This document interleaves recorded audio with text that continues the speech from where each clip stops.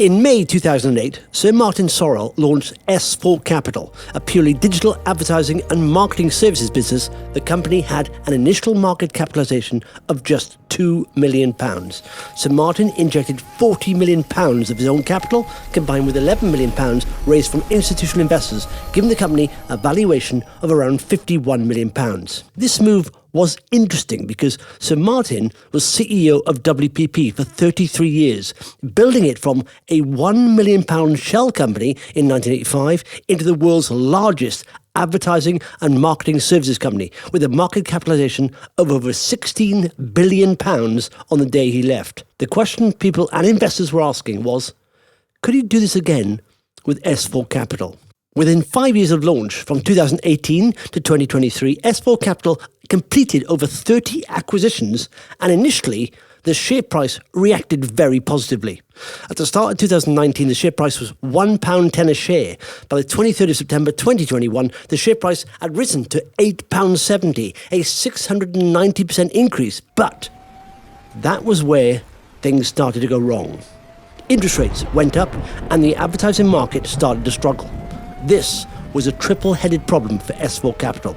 Traditionally, when the economy starts to slow, companies cut their advertising budgets first. This would have been bad enough for S4 Capital, but a lot of their acquisition deals had been structured on a 50% cash, 50% equity basis, meaning the owners of the companies bought by S4 Capital received cash and shares in S4 Capital. Not only did these owners start to sell their shares in S4 Capital due to the struggling advertising economy, but debt, which S4 Capital had raised for the cash element of these acquisitions, started to get more expensive as interest rates went up. So their share price started tanking, making the company worth less, their debt becoming a bigger problem to service, and their end markets were struggling. From September 2021 to November 2025, the share price fell by 98% to 16 pence a share. Investors believed Sir Martin's plan to create another world-dominating advertising behemoth lay smouldering in ashes. Then, on the 26th of January 2026, S4 Capital released a fourth quarter trading update stating that their 2025 full-year results would be ahead of revised guidance and current consensus, with liquidity and net debt significantly improved. The share price shot up by 46% in one day.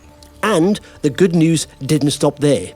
Even though the advertising market had not recovered, it seemed S4 Capital had started to focus on costs in order to right-size the business to become cash flow positive in the current environment. On the 8th of August 2026, S4 Capital released their H1 results and reported record operational EBITDA of $38 million, up 82.7%. Net debt reduced by $79.6 million to $66.3 million. They also announced an inaugural dividend, and they forecast that their adjusted basic earnings per share will be in excess of current analyst consensus. The share price has risen by over 200% since its 16 pence low in November 2025, but it's still a long way off its £8.70 highs, and with a market capitalisation of $350 million, its valuation is still 45 times smaller than WPP when Sir Martin Sorrell left. So, it seems his plan is back on track, but will he succeed in creating another WPP-sized business? Watch this space.